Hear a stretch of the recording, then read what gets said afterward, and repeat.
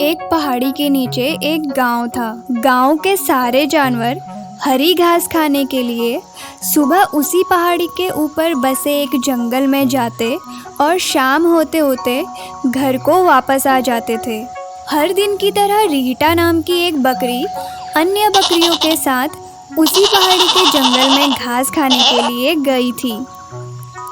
वह हरी घास खाने में इतनी ज़्यादा प्रसन्न थी कि वहाँ कब वह नदी किनारे मगरमच्छ के पास पहुँच गई उसे पता भी नहीं चला। मगरमच्छ नदी किनारे सो रहा था और वह पिछले 2 दिनों से भूखा भी था। जैसे ही रीटा मगरमच्छ के पास पहुँची, बकरी की खुशबू से मगरमच्छ की नींद खुल गई। वह मगरमच्छ धीरे धीरे थोड़ा आगे बढ़ा और अपने सामने बकरी को देखकर खुश हो गया। मगरमच्छ ने मन ही मन सोचा कि आज उसकी 2 दिनों की भूख मिट जाएगी। वह इस तंदुरुस्त बकरी का ताज़ा मांस खाएगा और यह सोचकर उसने एक तेज आवाज़ निकाली।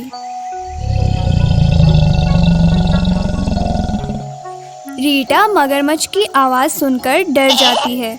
जब वह अपने आसपास देखती है तो वहाँ दूर दूर तक उसको कोई भी दूसरी बकरियाँ नहीं दिखती हैं। जब वह हिम्मत करके पीछे मुड़ी तो उसे सामने मगरमच्छ दिखाई दिया। उस मगरमच्छ ने रीटा को देखकर फिर से तेज आवाज़ निकाली और रीटा से कहा, मुझे 2 दिनों से कोई शिकार नहीं मिल रहा था। मैं भूखा था। शायद इसीलिए भगवान ने मेरा पेट भरने के लिए तुझे मेरे यहाँ पर भेजा है। आज मैं तुझे खाकर अपनी भूख मिटा लूंगा। मगरमच्छ की बात सुनकर रीटा डर जाती है। वह रोते हुए मगरमच्छ से कहती है, मुझे जाने दो, मुझे मत खाओ। मेरा एक छोटा बच्चा है जो अभी सिर्फ मेरा ही दूध पीता है और उसे घास खाना अभी तक नहीं आया है। रीटा की बात सुनकर मगरमच्छ हंसते हुए कहता है, तो क्या मैं अपने हाथ में आए शिकार को ऐसे ही जाने दूं? मैं तो आज तुझे खाकर अपनी 2 दिन की भूख मिटाऊंगा। मगरमच्छ के ऐसा कहने पर रीटा उसके सामने रोने लगी और विनती करते हुए कहती है, आज मुझे जाने दो। मैं आज अपने मेमने को आखिरी बार दूध पिला दूंगी और उसे बहुत सारा प्यार करके कल सुबह होते ही तुम्हारे पास आ जाऊंगी। फिर तुम मुझे खा लेना और अपना भूखा पेट भर लेना।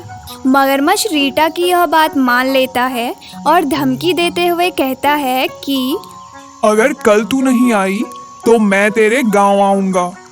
फिर तुझे और तेरे बेटे दोनों को खा जाऊंगा।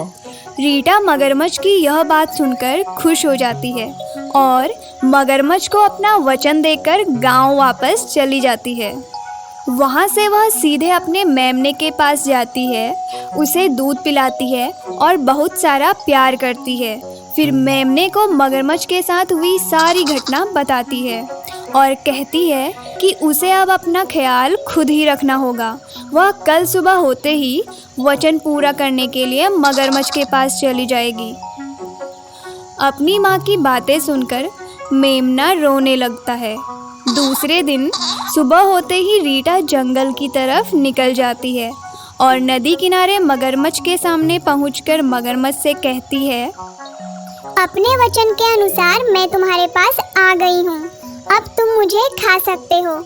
रीटा की आवाज़ सुनकर मगरमच्छ पानी से बाहर निकलकर आता है और भगवान के अवतार में प्रकट होते हैं। वह रीटा से कहते हैं, मैं तो बस तुम्हारी परीक्षा ले रहा था। तुम अपने वचन की पक्की हो। मैं इससे बहुत प्रसन्न हुआ।